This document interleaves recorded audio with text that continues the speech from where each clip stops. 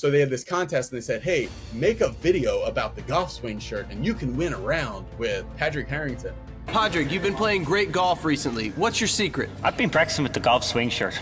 I believe it's the best swing trainer ever invented. So I made a video about the golf swing shirt, and then I won a round to play golf with Padraig Harrington out here at Trump National. So I played with Padraig, and he got there, and he was late, and they were like, your tee time's now. He's like, well, I'm not going to play if I don't warm up. He's like, I simply just won't play. But he's like, I literally need 8 balls. I talked to Dana Dahlquist about this on my channel, and he said that he always, he's like me. He's been to like a whole lot of different pros and everything, and had this long journey before he started teaching even. And he said he always went page by page through the Hogan 5 lessons book and Power Golf. And I think a lot of people in instruction did this, where they would look at all these positions of Hogan and the grip, and then like where he was here and the plane of glass, and then how he would rotate, and then the lag release. Everybody skipped the first chapter though, which was the waggle. And if you really want to understand what's going on in golf, look at Ben Hogan's waggle. It's not in vogue now, but golfers today, they do the same kind of waggle as Ben Hogan. You just don't see it. And I'm not being like woo-woo about it. I'm saying literally. And we did this. We had a bunch of golfers on the Swing Catalyst. And Hogan, when he's there, you actually see it. He moves the club and he steps this way, moves the club and he steps this way, moves the club, and then he actually makes a backswing. But if we had Hogan on the force plate, we would see he does a lot. He goes right, left, right, up, Whereas if you look at somebody like any golfer that's really stable at the takeaway, like say Adam Scott, you see that same walking pattern. So what happens is when we walk, it's a spring load and the body's rotating to move forward. So you're actually rotating around your centre of mass, and the centre of mass goes forward. Essentially, by increasing the load and having an ability to push off, we're creating energy. Okay. And it's the energy there that we can then transfer through sequence into the club. You don't see him move, but he still pressures like maybe a little bump right, but then left, right, go, and then the club moves. So before the club has even moved, he's already moved his pressure quite a bit. And that's like one of the main lessons I've learned in my channel that really helps people a lot, that almost every coach now is getting golfers to start out here. One difference in the two-step swing drills is you have this initial trigger motion, which is throwing the club toward the target first and then bring it back. Right. The purpose of this trigger motion is to promote the active backswing. Backswing with your body, using your body, and then also you start the downswing with your body. At what would be like P8. So like imagine, so just take your club and put it into the finish here, and then swing back through where the ball would be, and then continue through, right? So you're at address, you take it out here, and then swing back, and then react to that. This is so bad on headphones. So swing back and react to that. And like people all of a sudden are getting really athletic. And that's the biggest thing now, is trying to get the pressure right. Pete Cowan always talks about, I want you to pressure the ball this way. I want you to pressure the ball that way. And now Padraig Harrington, a guy that I've met and I got to play golf with, he is really big about the step drills. Throughout his whole career, he's always done the Happy Gilmore thing. When I played with Padraig, this is a funny story. So before I had Be Better Golf, I was always like making my own training aids and other stuff like that. And then they had a contest for this thing called the golf swing shirt that my now friend Ray makes. So what Padraig does is he gets out of his car, out of the cart at the range, and he hits 4 Happy Gilmore shots. The first 2 go like horrible. The second 2 go perfect. Then he hits some wedge shots to like a 50-yard green, and then he says, "I'm ready." So he thought he needed 8. He took like maybe 6. And then he played great. He shot 72 at that course, just goofing around with us. And it was like so easy for him. But what Padraig has done, he's always done the Happy Gilmore thing. He's always known that the steps and the flow of it are important. Now that he's gotten older and he's even faster than he was when I met him. When I met him, he was 45. Now he's 52. And he's even faster. Now he's taken that step that was always in his swing, but you didn't see it. Now he actually steps. And that's one of the things, the video he just came out with. He says, like, if you can't step and swing and hit the ball, that means that you're doing something else that's wrong.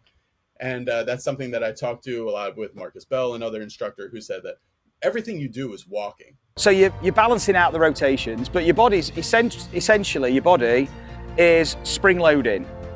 And so we've got these mechanisms, we've got all the components we need for a golf swing in the gait cycle.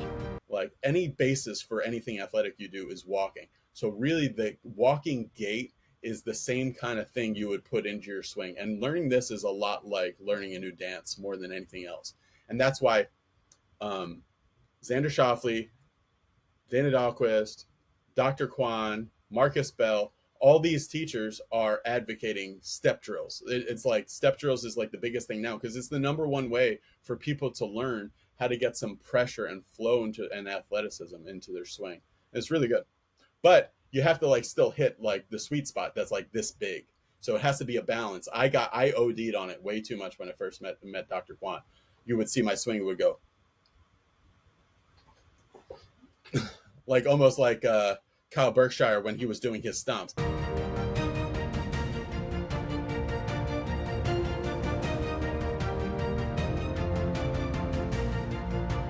I was moving so much that, hey, athletically, like the slow-mos of it look great, but I was missing the sweet spot. So it has to be this walking rhythm, but like well contained, so you can still do something that's like super precise. On the topic of homemade training devices, I just saw you out there. You made a javelin of sorts. I see you all the time making gizmos and doohickeys to improve golf. How many of these have you made, and are any of these going to come to market right for the average viewer at home? Maybe they will, but probably not. The cycle that happens is I'm having some problem in my golf swing or something that doesn't make sense to me. So then I go, I have like, I'm pretty creative. So like, I'll have like an idea. So then I'll go to Lowe's or like the hardware store, and like, I'll start like picking things apart and like put together something to help with this. So like I had something for the posture. I've made probably like 80 of these things, and I still have most of them. I've broken many of them. And the kids always get it. My kids always get a kick out of it because they're like, I'm Rick Moranis and Honey, I Shrunk the Kids. When I'm like putting this stuff together, the dad from Gremlins, this was like an archetypal character in the 80s, like every movie had.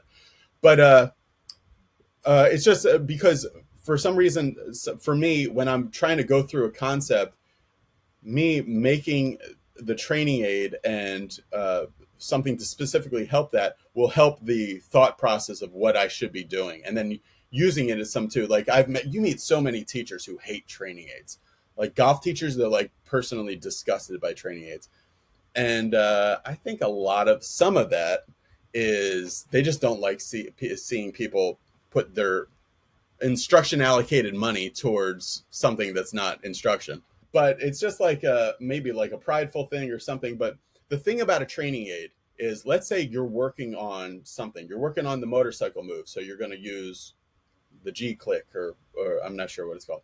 Or you're going to use something, or you're going to use Greg Norman's secret or something like that.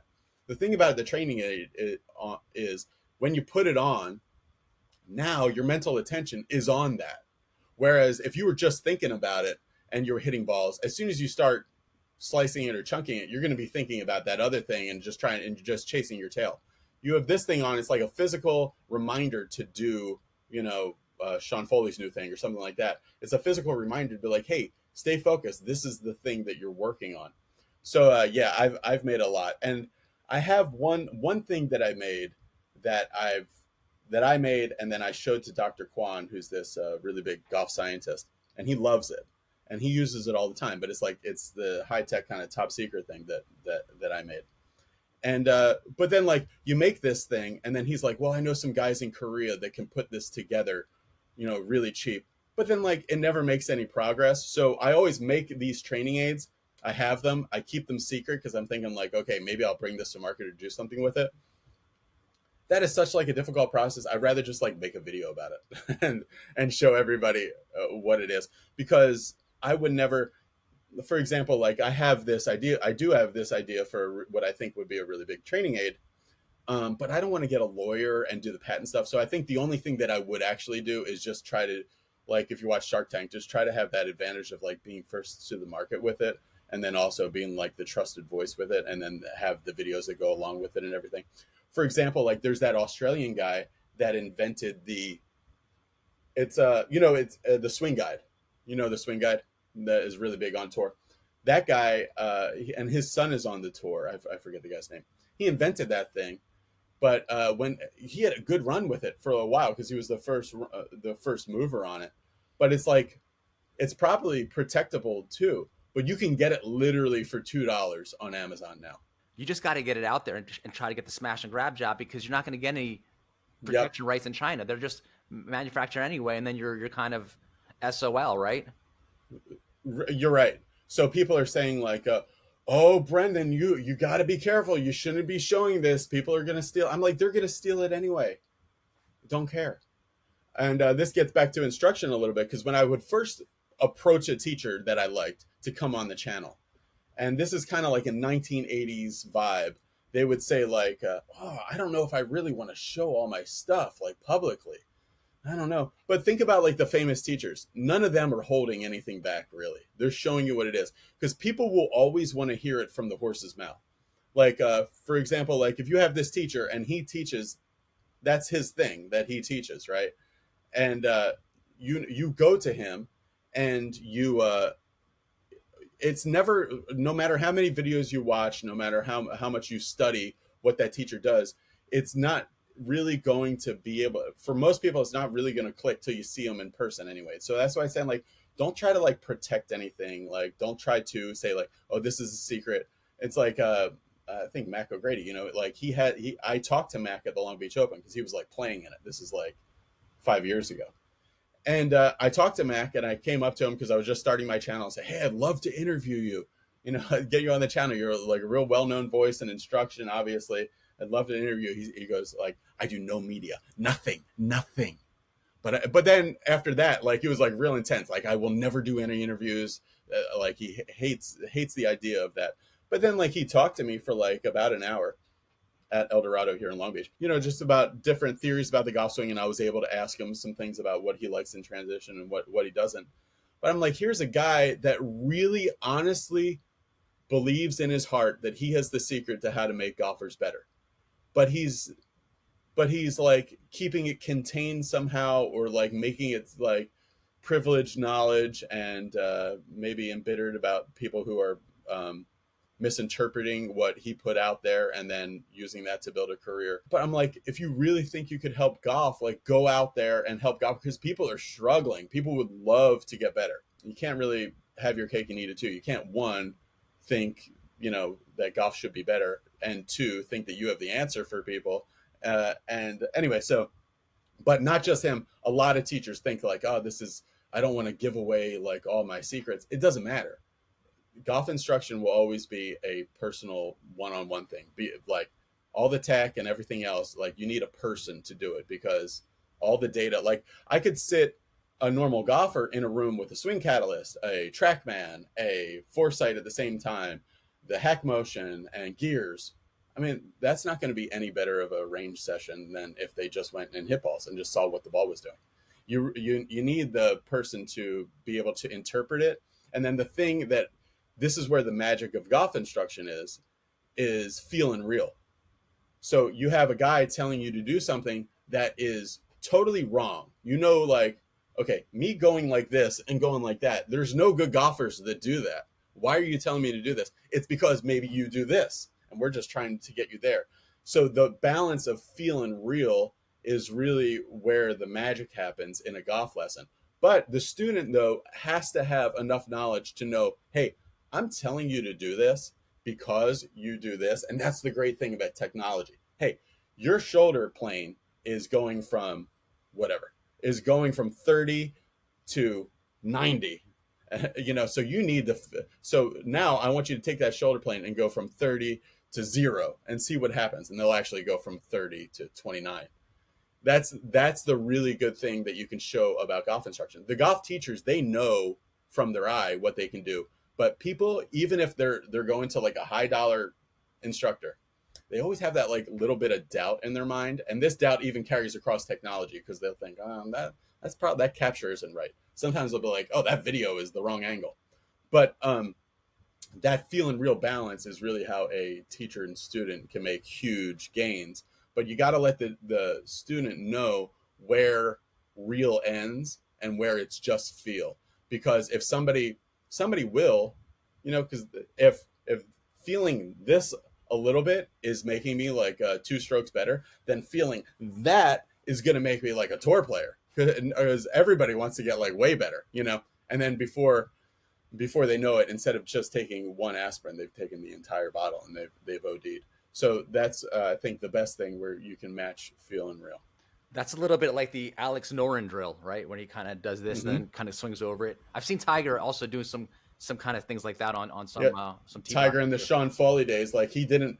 So the reason he left Hank Haney is reportedly was like, he kept yelling, "Oh, I'm so stuck out at Augusta one year," and then I think he texted Hank and it was over. So to feel, so for Tiger, who has made millions of golf swings, that is so grooved that he has to feel a mile to move an inch.